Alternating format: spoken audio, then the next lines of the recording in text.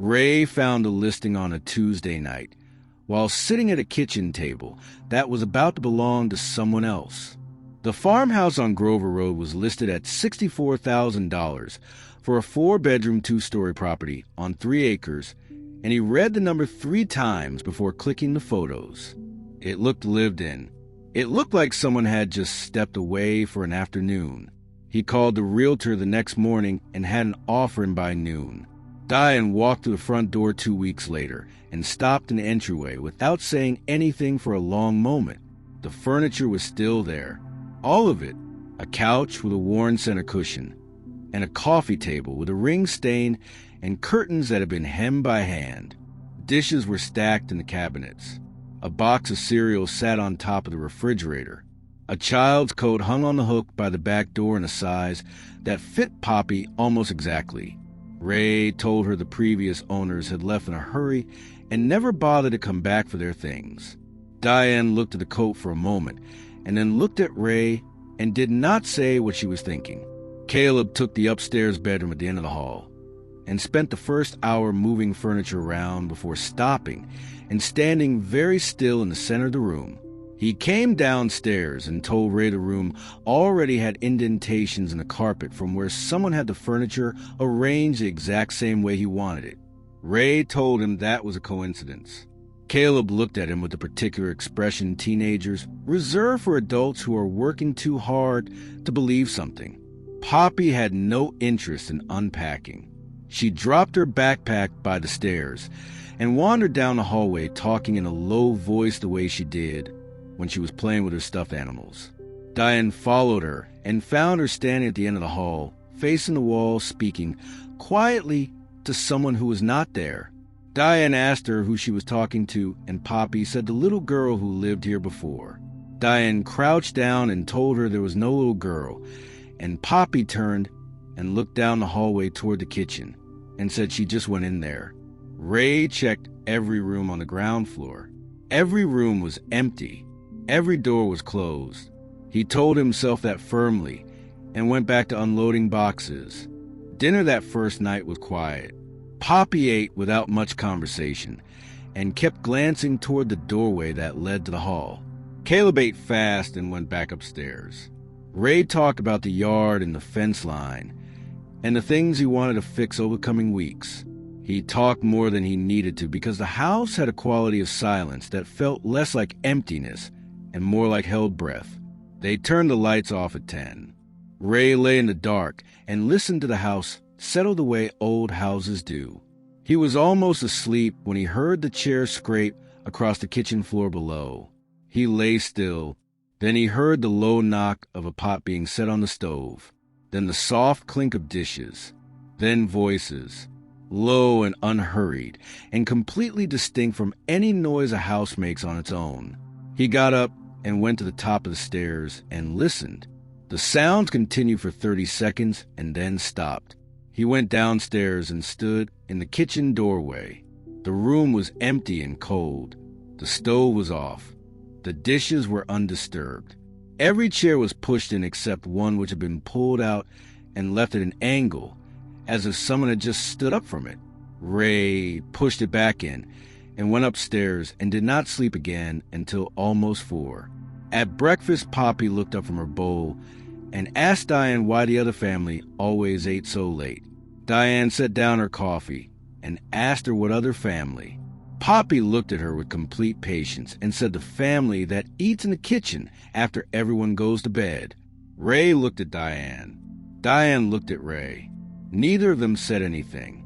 Ray spent the morning outside working on the fence line. Physical problems had physical solutions, and he appreciated that. He worked for 3 hours, and when he came back inside for water, he found Diane standing in the living room staring at the bookshelf along the far wall. She pointed to the bottom shelf where a row of children's books sat spine out in order. He asked if she had put them there. She said they were there when they moved in. She reached down and pulled one out and opened the front cover and showed him the inside page. Written in a child's careful handwriting was a name, Lottie. Ray took the book and looked at it. Diane pulled out the next one. Lottie. She pulled out the third. Lottie. Every book on that bottom shelf had the same name written in the same careful hand. Ray told her lots of kids wrote their names in their books. Diane said she knew that and put the last book back and told him she wanted to know more about who had lived there before them. That night at 2 in the morning, the sound started again. This time Diane was awake too.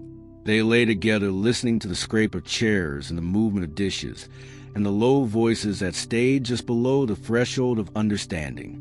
Ray went downstairs first. The kitchen was empty and cold as before, but this time it was not just one chair pulled out. All 6 chairs were pushed back on the table, and 6 plates had been set out with 6 glasses, and silverware laid beside each one in perfect order. A serving dish sat in the center of the table that Ray was certain had been in the cabinet when he went to bed. Diane stood in the doorway and looked at the table without speaking. Ray picked up one of the plates, and it was cold as if it had been sitting out for hours. He put it back and turned off the light and took Diane by the hand, and they went back upstairs and said nothing until morning. Caleb came down for breakfast and stopped when he saw the table still set. He looked at his parents and asked if they were having people over. Ray cleared the table without answering. Poppy came down last and seemed genuinely disappointed when she saw the empty table. She asked if the family had already eaten and gone back. Diane found the drawings that afternoon.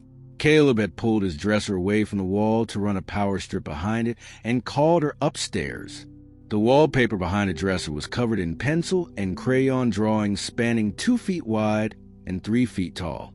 A house that looked exactly like the farmhouse, for figures standing in the yard drawn the way children draw people. For more figures visible in the windows. The outside figures had X marks drawn over them in red crayon. Caleb asked what the X marks meant. Diane said she did not know and took a photo and went back downstairs. She searched the property records on her phone. The farmhouse had changed hands 4 times in 22 years. The last family before theirs was named Pritchard. Before that, a couple named Home. Before that, a single listing under V, Mabry with no other details. She found one mention of the Pritchard family in a local newspaper, a brief item about a family relocating out of state. No details and no follow-up. She set her phone down and looked out the kitchen window. Poppy was outside near the tree line, and she was not alone. A girl about Poppy's size stood beside her in clothing that looked wrong for the weather. Diane was out the back door and across the yard in seconds calling Poppy's name. Poppy turned around looking startled. The other child was gone. There was nothing beside Poppy but open grass and the dark tree line behind her. Diane grabbed her by the shoulders and asked who that was. Poppy said it was Lottie. Diane asked where she went, and Poppy turned and looked at the empty spot beside her with genuine confusion, and said Lottie did not like it when grown-ups came outside. Diane carried Poppy back inside and locked the back door and called Ray in from the fence. She told him what she had seen, and Ray listened without interrupting, and when she finished, he said he believed her. They stood together in the kitchen, and somewhere upstairs, Caleb's footsteps moved slowly across the floor of his room and stopped, then started again. Ray went to the bottom of the stairs and called up. Caleb appeared at the top looking pale and said he had been sitting at his desk the whole time. He had not been walking. Ray looked up at him and then looked down the hall and went back to the kitchen and poured a glass of water and did not look out the window for the rest of the evening. The next morning, Ray called the realtor. He waited until Diane had taken Poppy to the small park 2 miles down the road, and Caleb had put his headphones on before he picked up the phone. The realtor answered on the 3rd ring with the same smooth, professional tone she had used at closing. Ray asked her directly about the family before them.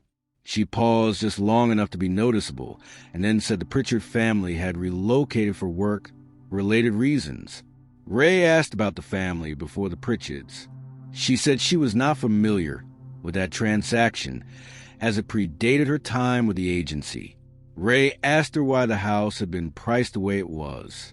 She said the property had been on the market for an extended period and the sellers were motivated. Ray asked her how long it had been on the market. Another pause. She said close to 3 years. Ray asked why a 4-bedroom farmhouse on 3 acres sat unsold for 3 years in a county where property moved fast. She said rural properties could be slow to find the right buyer. Ray thanked her and hung up. He sat at the kitchen table with his phone face down in front of him. 3 years on the market. A motivated seller who had never set foot in the house during any of their walkthroughs. A price that made no sense for what the property was. He thought about Poppy's certainty when she talked about Lottie. He thought about the footsteps in Caleb's room that Caleb had not made. He thought about the X marks over the 4 figures standing outside the house in the drawing behind the dresser. He got up and went to the back door and looked out through the glass at the yard and the tree line beyond it. The trees were dense and dark even in the morning light, and the yard between the house and the tree line looked longer than it should have given where he was standing. He unlocked the back door and stepped outside onto the porch. The air was cold and still. He walked to the edge of the porch and looked toward the tree line and stopped.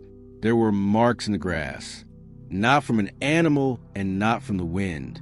They were foot-shaped impressions in the dew-covered grass, arranged in 2 parallel lines running from the tree line all the way to the back porch steps. Whatever had made them had walked from the trees to the house and back again. The impressions going toward the house were deep. The ones going back toward the trees were shallow, as if whatever had made them was heavier, coming and then going out.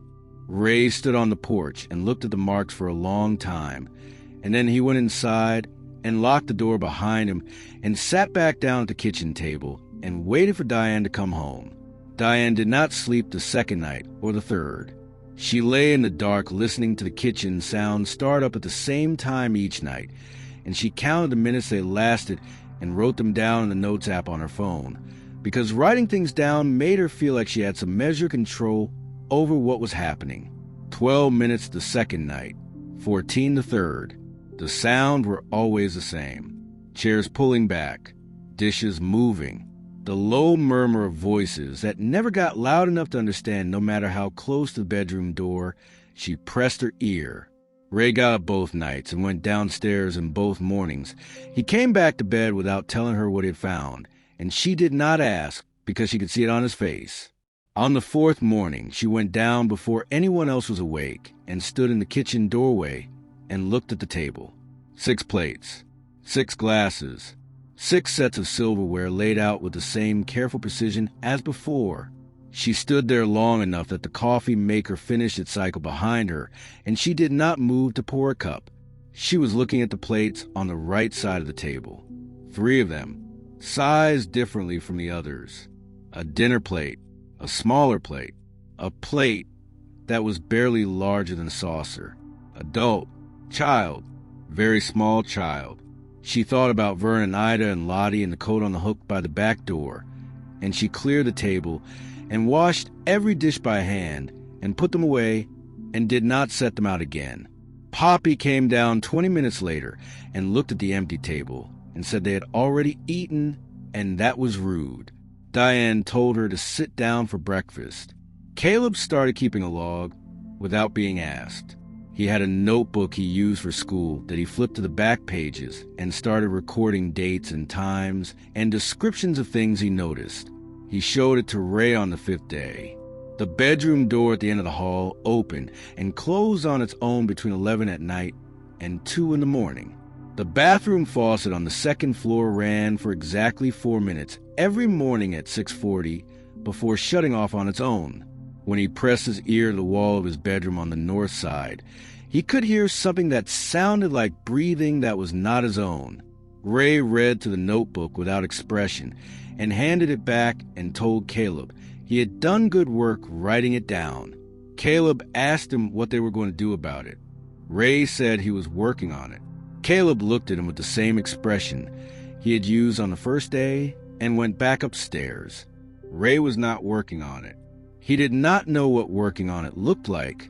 He had spent 2 days telling himself there were explanations and 2 more days being unable to produce any. And now, he was in the space past that where a man just goes through the motions of his day because forward momentum feels safer than stopping to face what is directly in front of him. He fixed the fence. He patched a section of the porch railing. He made a list of things a house needed and worked through them in order and kept his eyes on whatever his hands were doing. On the 6th day, Diane saw Ida. She was in the upstairs hallway in the early afternoon, carrying a folded stack of laundry the way a person carries laundry they have carried 100 times before. She walked at a normal pace from the end of the hall toward the linen closet near the bathroom, and Diane stood at the top of the stairs and watched her and did not breathe. Ida was solid. She was not translucent or wavering, or any of the things Diane might have expected. She looked like a woman in her mid-50s with gray streaked hair pinned back and a house dress and flat shoes and a focused, distracted expression of someone mentally running through a list of things they still needed to do.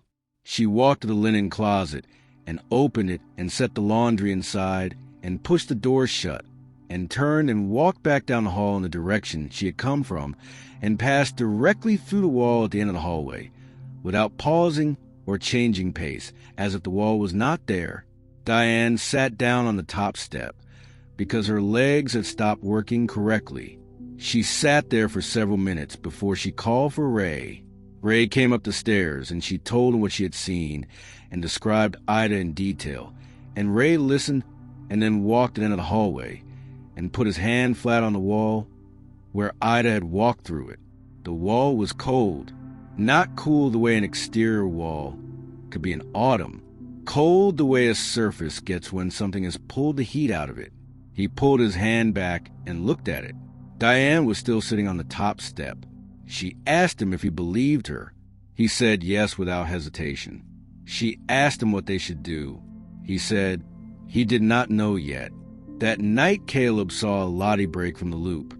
He had been lying on his bed, reading when he became aware of movement in the corner of his room, near the window.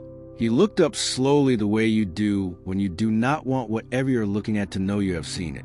Lottie was standing in the corner facing the window. She was about Poppy's height with dark hair in 2 braids, and she was doing nothing, just standing. Then she turned her head and looked directly at Caleb with an expression that was not the blank going through the motions look he had read about in ghost stories. She looked frightened. She looked aware. She looked like someone who had been waiting a very long time for someone to finally see her clearly. Caleb sat up slowly, and she did not disappear. He said her name quietly.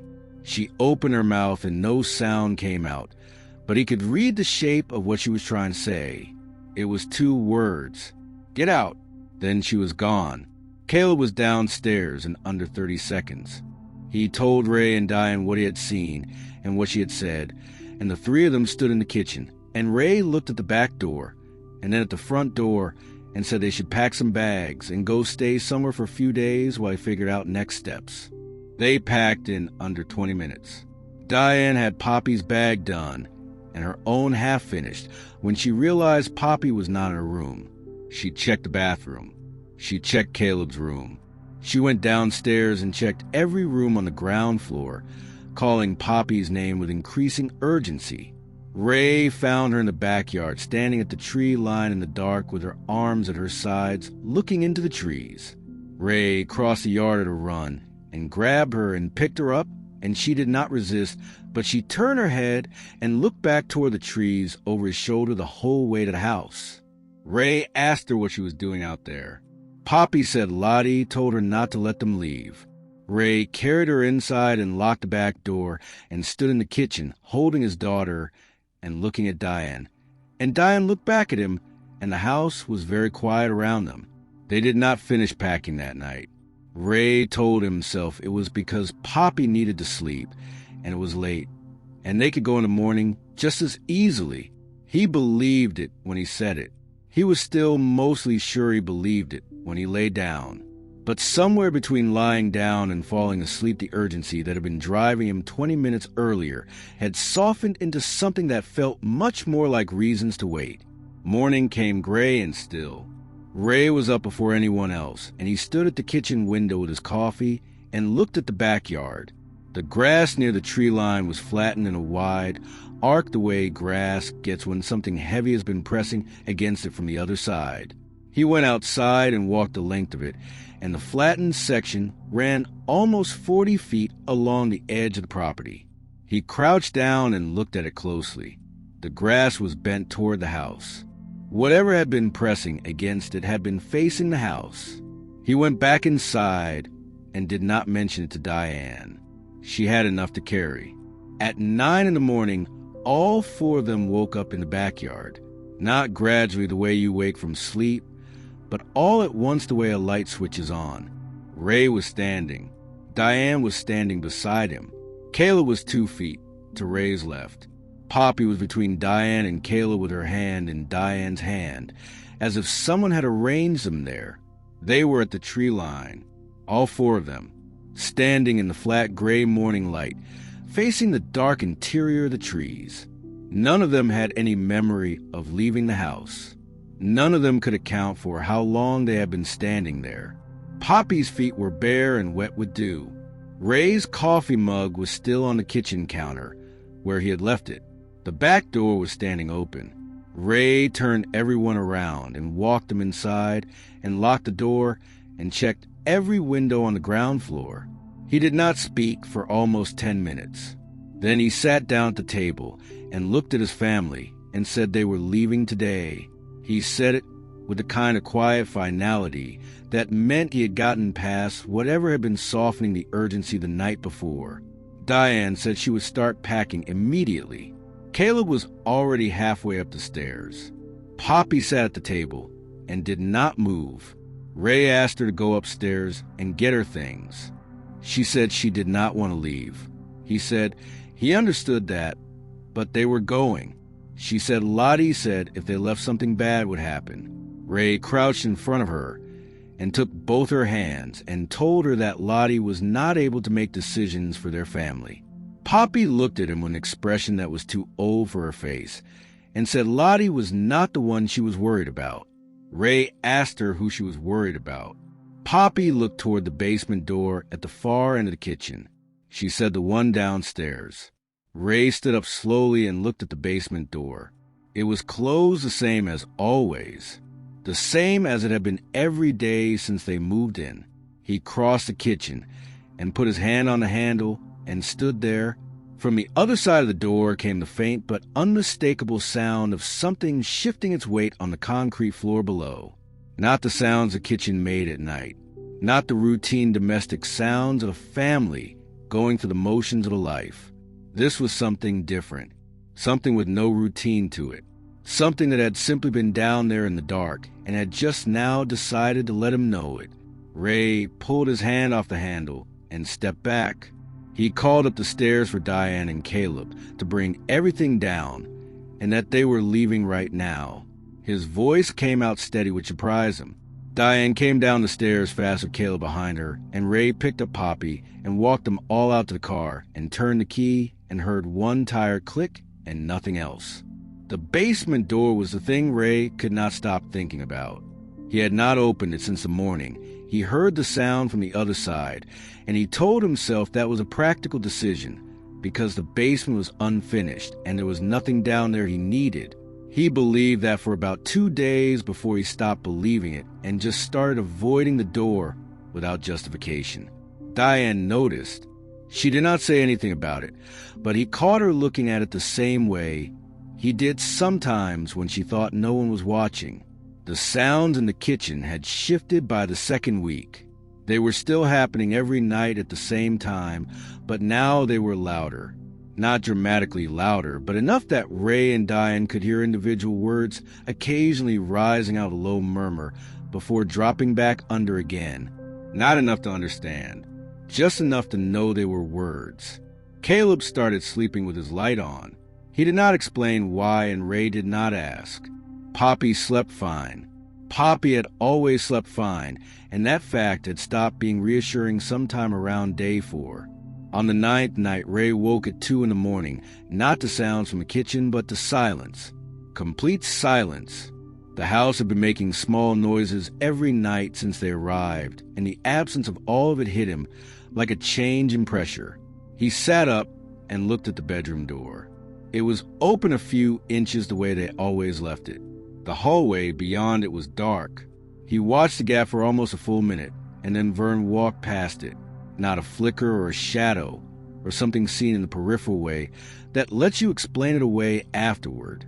Vern walked past the open bedroom door at a normal pace, the way a man walks down his own hallway at night, and Ray saw him clearly enough to register the details. Broad shoulders, dark trousers, a flannel shirt with the sleeves rolled to the elbows, gray hair cut short. He walked past left to right and was gone. Ray sat in the bed without moving for a long time. Diane was asleep beside him. He did not wake her. He got up slowly and went to the bedroom door and looked into the hall. The hallway was empty. He went to the top of the stairs and listened. Nothing from the kitchen, nothing from anywhere. The house was completely silent in a way it had not been since the first night. He stood at the top of the stairs for several minutes and then went back to bed and lay there with his eyes open until the gray morning light started coming through the curtains. He did not tell Diane about Vern until after breakfast. She listened and asked him to describe what he saw, and he did, and when he finished she got up and refilled her coffee and stood at the counter and said she had seen Ida 3 more times since the first time in the hallway. She said Ida moved through the house on a fixed path every time.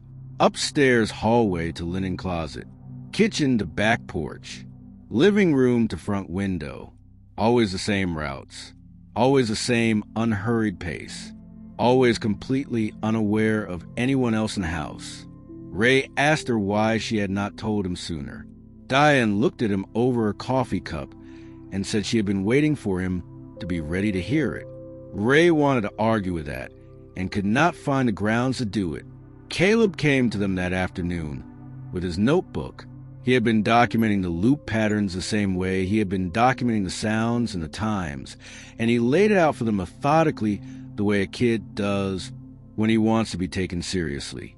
Vern moved through the ground floor and the yard in a loop that took roughly 40 minutes to complete. Ida covered the upper floor and the kitchen. Lottie's movements were harder to track because she broke from the loop more than the other two and sometimes appeared in places that did not fit any pattern. Ray asked him how long he'd been tracking this. Caleb said since the 4th day. Ray looked at his son for a moment and told him he had done good work. Caleb asked again what they were going to do about it. Ray said he was going to open the basement door. Diane put her coffee cup down. Caleb closed his notebook. Ray went to the kitchen and stood in front of the basement door and put his hand on the handle, and this time he turned it. The door swung inward on hinges that made no sound, which was wrong, because every other door in the house complained when you moved it. He reached in and found the light switch and clicked it. A single bulb at the bottom of the stairs came on and lit the space in a yellow wash that did not reach the corners. The basement was a single large room with a concrete floor and stone foundation walls, an exposed joist overhead, a water heater against the left wall, an old furnace against the right, tools on a pegboard near the stairs that looked like they had not been touched in years, and a wall at the far end that was newer than everything else in the room. Significantly newer. The concrete blocks were a different color than the foundation walls, and the mortar between them was clean and uncracked, and the wall itself was straight in a way the old foundation walls were not. Ray went down the stairs slowly and crossed the basement floor and stood in front of the newer wall. It ran the full width of the basement, floor to ceiling. No door, no gap, nothing to indicate what was on the other side, except that the basement square footage above ground did not match the square footage below it, and there was at least 10 feet of space behind that wall that the layout of the house could not account for. Ray put his palm flat against the concrete blocks. They were cold, much colder than the foundation walls, on either side. He stood there with his hand against the wall and heard nothing at first, and then heard it, breathing. Low and slow and completely steady coming from the other side of the wall. Not one breath, multiple, layered on top of each other in a rhythm that was almost but not quite synchronized. He pulled his hand away and went back upstairs and closed the basement door and stood in the kitchen. Diane and Caleb were both looking at him. He told them what the wall looked like and what he had heard behind it. Diane asked him what he thought was back there. Ray looked at the basement door and then at his family and said he did not know, but that whatever was making those sounds had been down there a very long time. That night the kitchen sounds did not start at 2 in the morning. They started at midnight, and they were not the sounds of a family having a quiet dinner. They were the sounds of an argument, low and urgent and completely distinct voices that rose and cut off and rose again. Ray and Diane lay in the dark and listened to it go on for 11 minutes and then stop. In the silence, after it stopped, they heard a single sound that was different from anything the house had produced before. A knock from directly below them, from the basement. One knock, deliberate and clear. Then nothing. Ray stared at the ceiling. Diane reached over in the dark and found his hand. Neither of them spoke. Down the hall, Poppy's light came on under her door and stayed on for the rest of the night.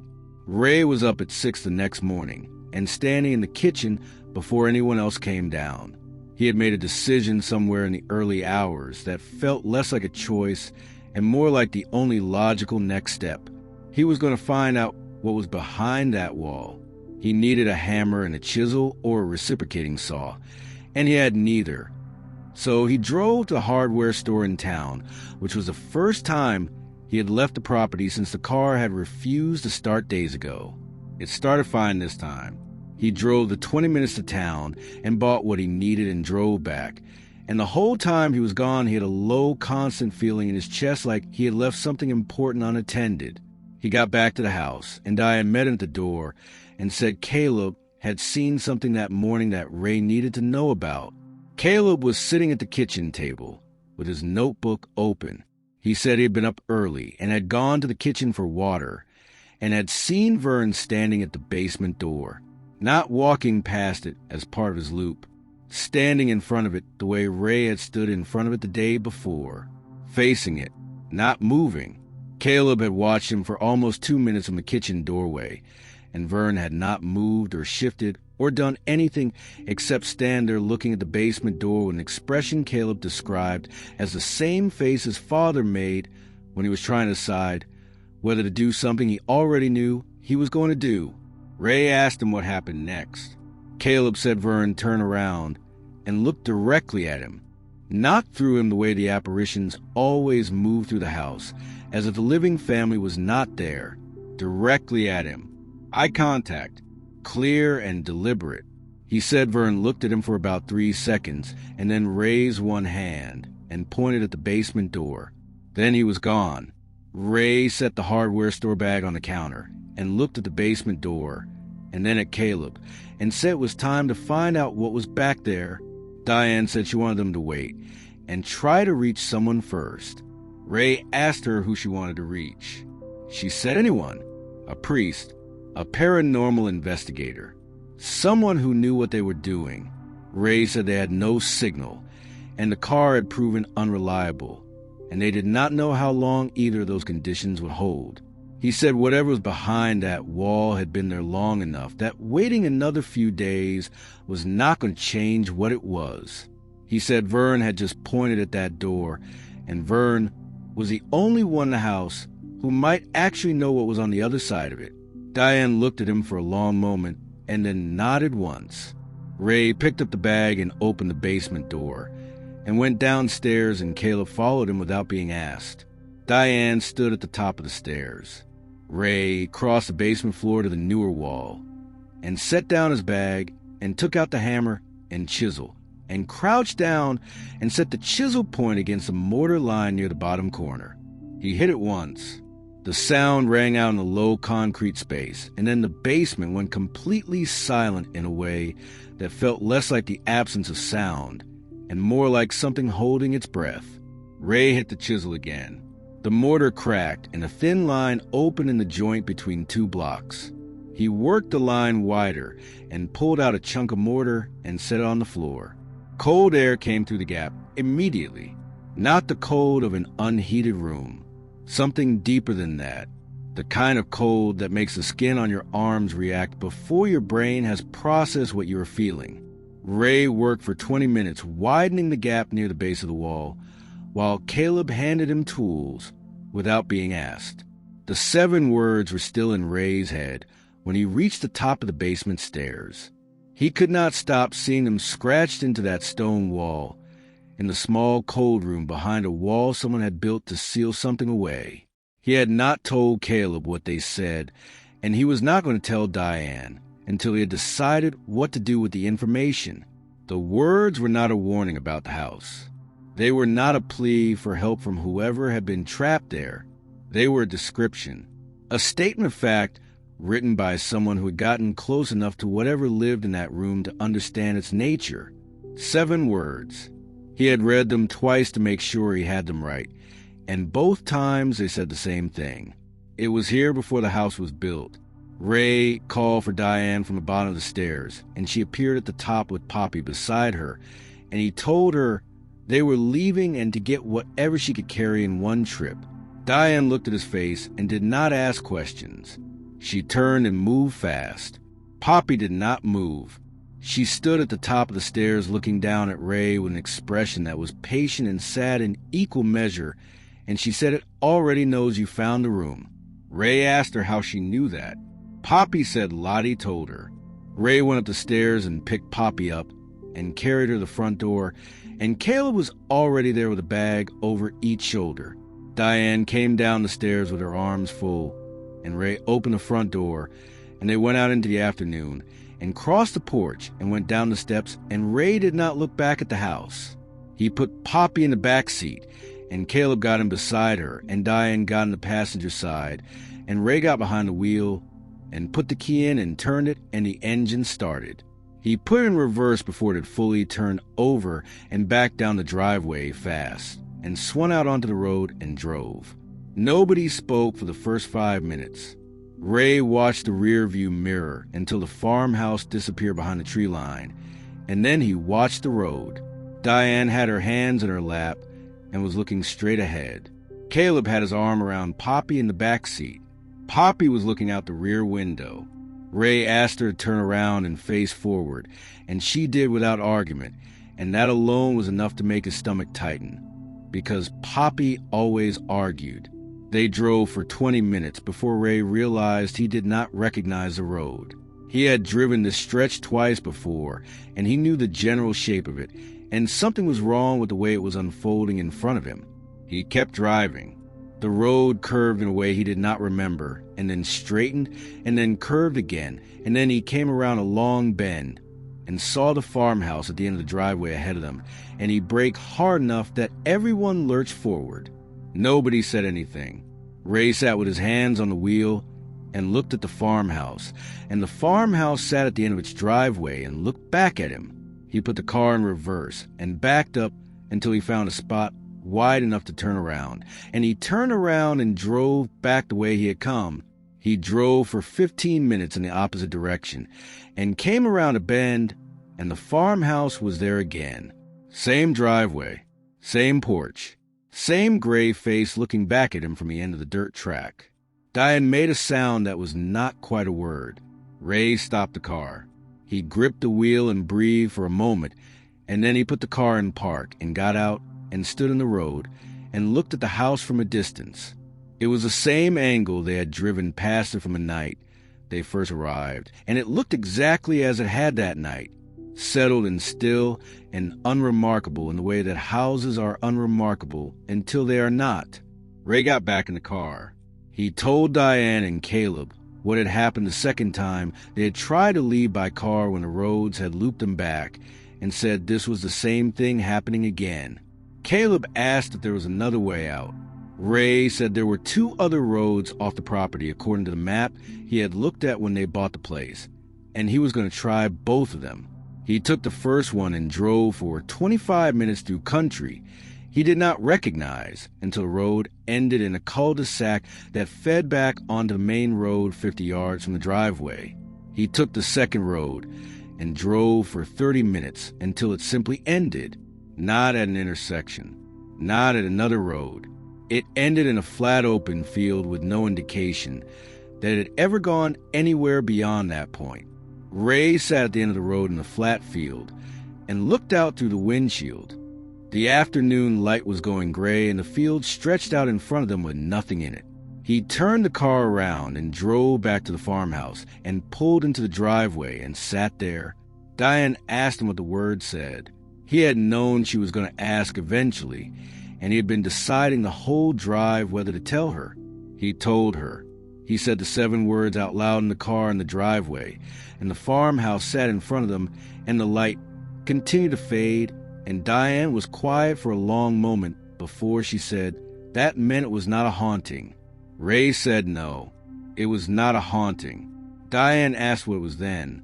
Ray said he did not know exactly, but that whatever it was, it had been in that ground long before anyone built anything on top of it, and the house had not created it. The house had been built on top of it, and that was a different thing entirely. Caleb said that explained why there had been families before Vern and Ida. Ray said yes. Caleb said it also explained why Vern and Lottie and Ida were still there. If the thing in the basement was what drew people in and kept them from leaving, then the previous families had not moved on. They were still in the house the same way the current family was still in the house, just further along in the process. Diane looked at Caleb and then at Ray and said she did not want to know what further along in the process meant. Ray did not answer that because he did not have an answer that would help. He got out of the car and stood in the driveway in the fading light and looked at the front of the house, and something moved in the upstairs window. Not Ida on her loop, and not Lottie standing still. Something else. Something that was not following any pattern he had documented, and was not part of any routine. It was standing at the upstairs window, and it was looking directly at him, and it had no interest in pretending otherwise. Ray stood in the driveway and looked up at it, and it looked back at him, and the cold that moved through him was not from the evening air. He got back in the car and locked the door. He told his family that they were not going back inside the house tonight. They were sleeping in the car in the driveway, and in the morning he was going to find a way through that loop, or he was going to walk out on foot if he had to. Diane said she was not going to argue with that. Caleb said neither was he. Poppy looked out the window at the house and said it did not matter, because it did not need them to be inside. Ray asked her what she meant. Poppy pressed her small hand flat against the car window and looked at the house and said it just needed them to stay close. They sat in the car as the last of the light left the sky. Ray left the engine running for the heat and watched the fuel gauge and told himself he would turn it off before it dropped below half. Diane found a bag of crackers in the back and passed them around, and nobody commented on the fact that this was dinner. Caleb had his notebook out and was writing by the glow of his phone screen. Poppy fell asleep against his shoulder sometime around 8 and did not stir. Ray watched the house through the windshield. The lights inside were off and the windows were dark and the front porch was empty, and the house looked completely normal in the way that it always looked completely normal right up until it did not. At 9:45, the kitchen light came on. Ray watched it. The warm amber glow filled the kitchen window the same way it did every night, and the shapes of figures moved behind the glass, and the low sounds of the dinner being prepared drifted across the yard, faintly even through the closed car windows.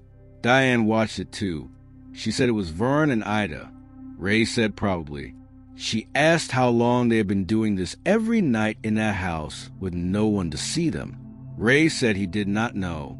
Long enough that the routine was deep. Long enough that they could not stop doing it even if they wanted to. The kitchen light went off at 10:22. The house went dark again. Ray kept watching. At 2 in the morning, he was still awake and still watching, and the house had been dark and still for 4 hours when the basement window on the side of the house lit up. Not with electric light, with something else. a low blue-gray glow that moved in a way light from a bulb does not move. It pulsed slowly the way something breathes. Ray watched it for 40 seconds, and then it went out, and the house was dark again. He did not wake Diane. She had finally fallen asleep in the passenger seat, and he did not see the point in waking her to watch something they could not do anything about from the car. He watched the house until 4 a.m, when his eyes stopped cooperating, and he slept for 2 hours, sitting upright with his seatbelt still on. He woke to gray morning light and Caleb tapping his shoulder. Caleb pointed at the front porch. Vern was standing on it. He was not on his loop. He was standing at the top of the porch steps facing the car and looking directly at them the same way he had looked directly at Caleb in the basement doorway. He stood there without moving for almost a full minute, and then he raised one hand and pointed. Not at the car, not at Ray. He pointed down the driveway toward the road and held his arm out straight and did not move it. Ray stared at him. Diane woke up and looked and made a sharp sound. Caleb said quietly that he thought Vern was showing him the way out. Ray asked why Vern would do that if the house needed them to stay. Caleb said maybe Vern did not want the same thing the house wanted. Maybe Vern had been stuck there long enough to want something different. Ray looked at Vern standing on the porch pointing down the driveway and thought about a man who had watched family after family arrive and get pulled in the same direction he had been pulled. He started the car. Vern dropped his arm and watched as Ray backed slowly to the road. They stayed at a motel on the edge of town that night, and Ray paid cash for 2 rooms and stood at the front desk filling out the paper registration card and felt the specific exhaustion of a man who had been holding everything together by willpower alone for 2 weeks. The woman behind the desk had the kind of face that had seen a lot of people come through a lot of situations, and she did not comment on the fact that none of them had luggage beyond what they had grabbed in 20 minutes. She handed Ray 2 key cards and told him checkout was at 11. Ray thanked her and went back to the car and got the kids and brought them inside and got Poppy settled in the second room with Caleb and went back to his and Diane's room and sat on the edge of the bed and stared at the wall for a while. Diane came out of the bathroom and sat beside him and did not say anything for a long time, which was one of the things he had always appreciated about her. She knew when silence was more useful than words. He told her he needed to go back. She did not react the way he expected. She did not argue or ask him why or tell him he was being reckless. She asked him when. He said tomorrow morning. She said she was going with him. He said no. She said that was not a discussion. He looked at her and knew from the set of her jaw that she was right about that. So he did not push it. He said the kids would stay at the motel, and she said Caleb would not agree to that. He said Caleb was going to have to. He went to the second room and knocked, and Caleb opened the door with his notebook in his hand, and Ray told him straight that he and Diane were going back to the house in the morning, and that Caleb was staying with Poppy. Caleb said he should come because he knew the layout and the patterns better than anyone. Ray said that was true, and that he was still staying. Caleb looked at him for a long moment, and then asked what they were going to do when they got there. Ray said he was going to find out if there was a way to break what was happening in that house. Caleb asked how. Ray said he did not know yet. Caleb said that was not a great plan. Ray said he knew that too. He went back to his room and lay in the dark next to Diane, and did not sleep well, and was up before 5. They left the motel at 6:15 with Caleb sitting on the edge of his bed, looking like he had not slept either, and Poppy still out cold. Ray left Caleb the car keys and most of the cash and his phone number written on the motel notepad, and told him not to let Poppy leave the room for any reason. Caleb nodded, and Ray and Diane walked out to the second car they had rented from the small agency 2 blocks from the motel, and drove toward Grover Road in the early morning gray. The house looked the same. Of course it did. It always looked the same from the outside. Patient and ordinary and completely indifferent to whoever was standing in front of it. Ray parked at the end of the driveway, and they sat there for a moment, and then got out and walked up to the front door. The door was unlocked. Ray did not remember leaving it unlocked, but it opened without resistance, and they went inside. The house was cold. Not the cold of a place that had been sitting empty for a day. Colder than that. The kind of cold that settled into a space when something was actively pulling the warmth out of it. The kitchen table was set for 6. Ray looked at it and kept moving. They went to the basement door, and Ray opened it and went down first with Diane behind him. The hole he had made in the newer wall was the same size he had left it. The cold air coming through it was sharper than before. Ray crouched down and shone his phone light through, and the small room on the other side looked exactly as it had. The chair, the shoe, the 7 words on the far wall. He stood up and looked at the wall and thought about what Caleb had said in the car. It was here before the house was built. Whatever it was, it had been in this ground long enough that it had developed a method. It did not chase. It did not threaten. It made itself comfortable. It made you comfortable. It adjusted the temperature of its pull so gradually that by the time you noticed you were being pulled, you were already most of the way there. Ray looked at the wall and thought about Vern pointing down the driveway. Vern had been in this house long enough to understand what the thing in that room was and what it wanted, and had still found a way to point them toward the road, which meant it was not total, which meant there were limits. He picked up the hammer he had left on the basement floor and started widening the hole. Diane watched him work, and after a moment picked up the chisel and helped. They worked for 40 minutes and got the gap wide enough to step through, and Ray went first and stood in the small cold room and turned slowly and looked at everything in it. The chair was plain wood with no markings. The shoe was small and leather with a buckle, and was old enough that the leather had stiffened and cracked. The 7 words on the wall were carved deep and even and without apparent emotion, as if whoever had carved them had done it with the patience of someone who had accepted what they were writing. Ray crouched in front of the wall and looked at the stone beneath the carved words. There were older markings underneath them, scratched lighter and worn down with time, but still visible if you held the light at an angle. Not words, symbols, repeating patterns that were not decorative. He photographed everything on his phone. He photographed the symbols and the words and the shoe and the chair from multiple angles, and then he straightened up and looked at the room and tried to feel what the room wanted him to feel. It wanted him to stay. He could feel it the same way you feel a current in still water, subtle and consistent, and in one direction only. He stepped back to the hole into the main basement and helped Diane back through, and they went upstairs. Ida was in the kitchen. She was moving through her loop the same way she always did, and she passed through the space where Ray was standing without acknowledging him, and went to the back door and looked out through a glass at the yard the way she always did, and Ray watched her face. She looked tired, not the blank expression of something running on a fixed track. Genuinely tired. The way a person looks when they have been doing the same thing for so long that the effort of it has worn through to something underneath. Ray said her name. She did not respond. He stepped directly in front of her and said her name again. She looked through him the way she always did. He stepped aside and let her continue her loop and watched her go and felt something settle in his chest that was not quite grief but was in the same family. He went to the living room and stood in front of the bookshelf and looked at the children's books with Lottie written inside every cover.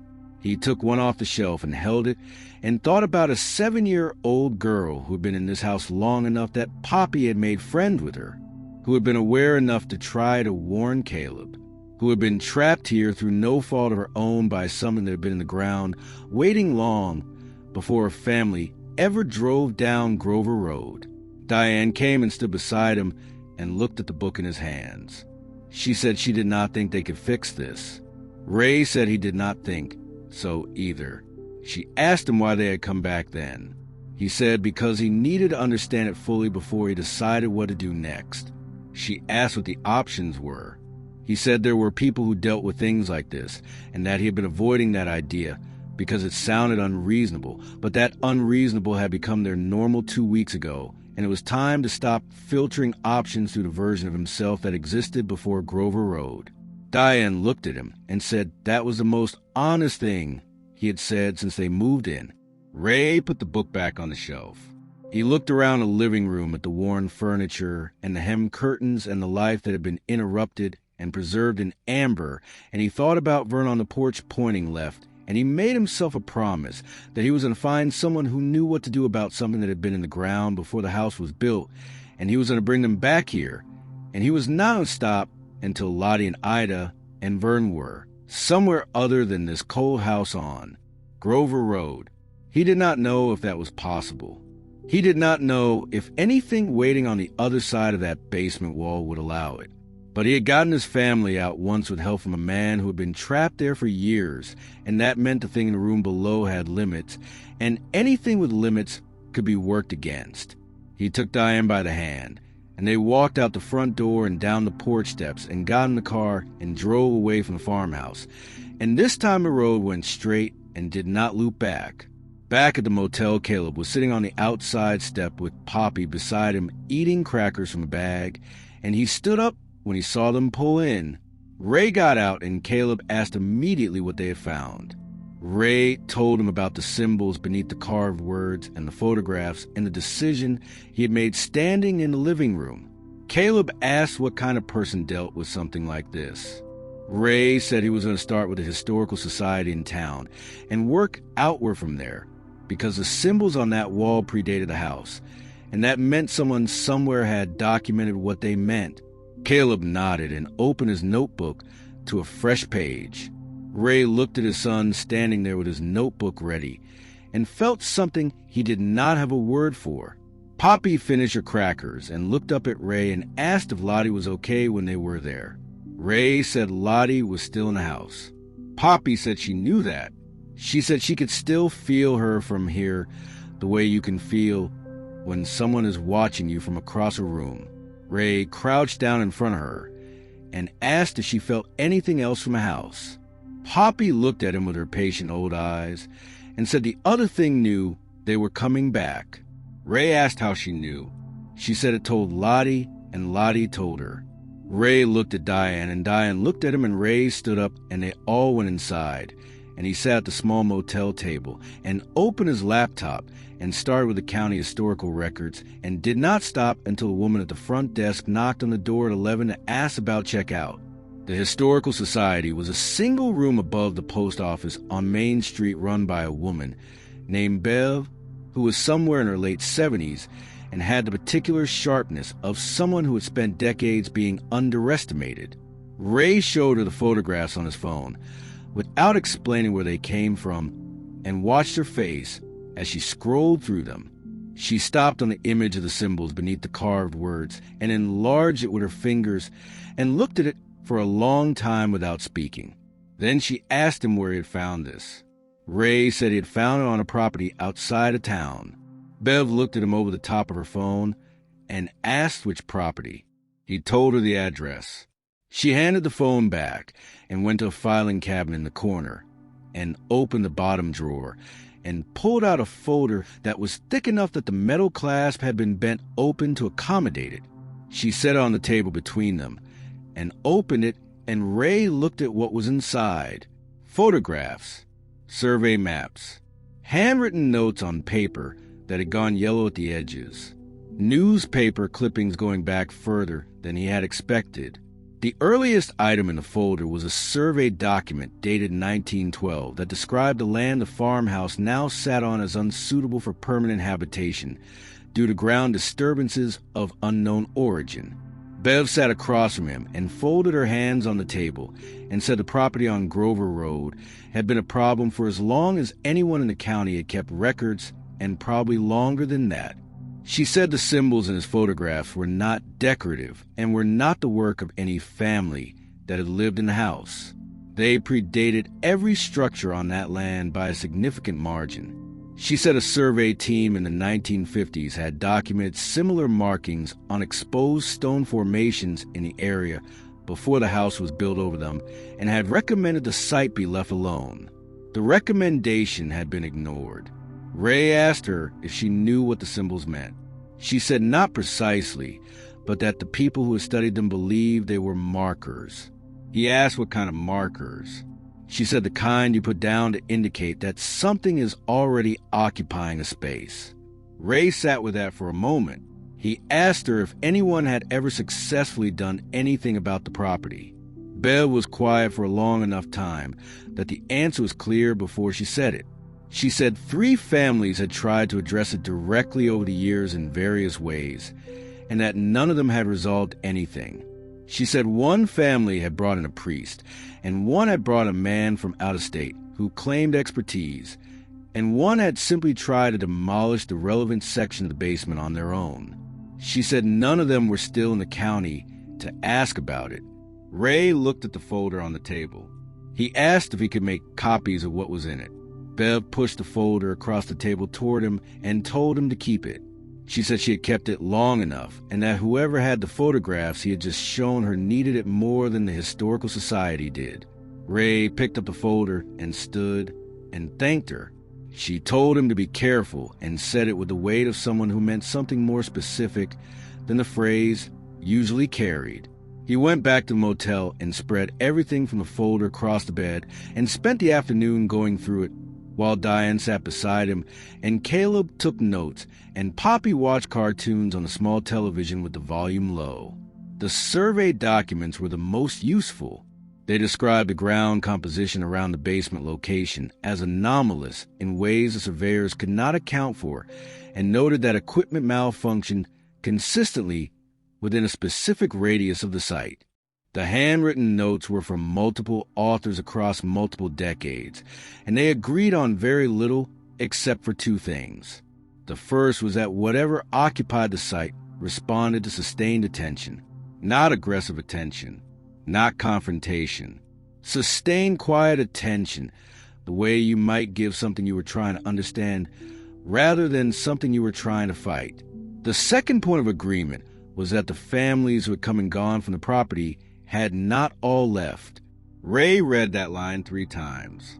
He looked at Diane, and she looked back at him, and he did not need to say what he was thinking, because she was thinking it too. They had gotten out. 3 other families in the documented record had apparently not. He thought about the figures Caleb had seen standing in the tree line on the night. They had all woken up in the backyard. Not 3 figures. More than 3. He thought about the way the loop had let them through when Vern pointed the way, and he thought about what it would take for a man who had been trapped in a loop for years to hold on to enough of himself to do something like that. He put the folder down and went outside and stood in the motel parking lot in the cold and called the number Bev had written on the inside cover of the folder. It rang 6 times and went to a voicemail for a man named Dr. Van Abra, who the outgoing message described as a researcher in applied folklore and environmental anomalies at a university 3 states away. Ray left a message that was longer than he intended and covered most of what had happened, and gave the address on Grover Road, and said he would explain the rest in person if Abra was willing to make the trip. He went back inside and sat at the table and looked at the folder. Caleb asked who he had called. Ray said someone who might know what they were dealing with. He said it the way you say something when you are not entirely sure you believe it, but need to act as if you do. They ate from the vending machine down the hall that night, and Ray sat up after everyone else was asleep and read through the folder again from the beginning. He was on the 3rd pass when his phone buzzed on the table beside him, a text from an unknown number. It said, "I got your message, and I know that property, and I can be there in 2 days." Ray stared at the message. He typed back asking who this was. The reply came in under a minute. It said, "My name is Abra, and I have been waiting for someone to call about that address for 11 years.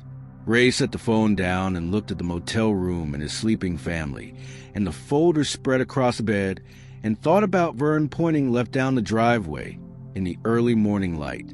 He thought about Lottie mouthing words through a loop she could not fully break. He thought about whatever had pulsed that blue-gray light through the basement window in the middle of the night while they slept in the car. He picked the phone back up and typed 2 words back to Abra. He typed, "Come now." Abra arrived the next morning in a truck that had seen better decades and a coat that looked like it had been worn in more uncomfortable places than a motel parking lot on a cold morning. He was a compact man in his late 50s with close-cropped gray hair and the unhurried manner of someone who had stopped being surprised by things a long time ago. He shook Ray's hand and looked at Diane and Caleb, and then looked at Poppy for a moment longer than the others. He asked Poppy if she could still feel the house from here. Poppy said yes. He nodded as if that confirmed something and asked Ray to walk him through everything from the beginning. Ray walked him through it at the table in the motel room for 2 hours. Abra took no notes but listened with the focused attention of someone filing everything into an organized system in real time. When Ray finished, Abra asked to see the photographs. He went through them slowly and stopped on the symbols the same way Bev had. He asked Ray if he had felt any reluctance to leave the site today. Ray said yes. Abra said that was expected, and that it would continue for a while, and that he should not make any decisions about the property while that pool was active. Ray asked him what the symbols meant. Abra said they were not a language exactly, but a record. He said whatever occupied that site had been marking its territory in the only way available to it for a very long time, and that the markings were not meant for human eyes. Ray asked what it was. Abra said the honest answer was that he did not know precisely, and that anyone who claimed to know precisely was lying. He said it was old, and that old things that had been occupying space for long enough developed a kind of gravity, and that the families who had lived in that house had been caught in that gravity the same way objects get caught in an orbit. He said some orbits degraded, and the object eventually fell, and some orbits held indefinitely. Ray asked him about the people still in the house. Abra was quiet for a moment, and then said that was the part he needed to see for himself before he could say anything useful. He asked if Ray would take him to the property. Ray looked at Diane. She nodded once. He looked at Caleb, who already had his notebook in his hand. Ray told Caleb he was staying with Poppy, and Caleb started to argue, and Ray looked at him once, and Caleb closed the notebook. Abra stood and picked up his coat, and said they should go before the afternoon light was gone. Ray drove and Abra sat in the passenger seat and looked out the window at the passing countryside and asked Ray one more question before they reached Grover Road. He asked whether the man who had pointed them toward the exit had seemed aware, or whether it looked like a reflex in the loop. Ray said it had looked completely aware. Abra nodded and said that was good. Ray asked why. Abra said because a man who was still aware after that long was a man who still had something to work with. They turned onto Grover Road, and the farmhouse came into view at the end of the driveway, and Ray felt the pull in his chest immediately, the way you feel a magnet when you get close enough. Ray asked why it would maintain them. Abra said because a house with the remnants of previous families felt familiar enough for new ones to stay without question. Ray looked at the kitchen table set for 6 and understood that the warmth he had felt on that first night was not the house. It was manufactured. Abra told Ray he needed one more day with proper equipment before he could say what was truly possible. Ray asked what happened if nothing worked. Abra said no one would ever live on this land again. Ray said that was the last option, not the first. Abra looked at him and said good. They drove back to the motel in the last of the afternoon light, and Ray thought the whole way about Vern holding enough of himself together after years in that loop to point a stranger toward the road, and he decided that if Vern could do that, then whatever came next was not finished yet.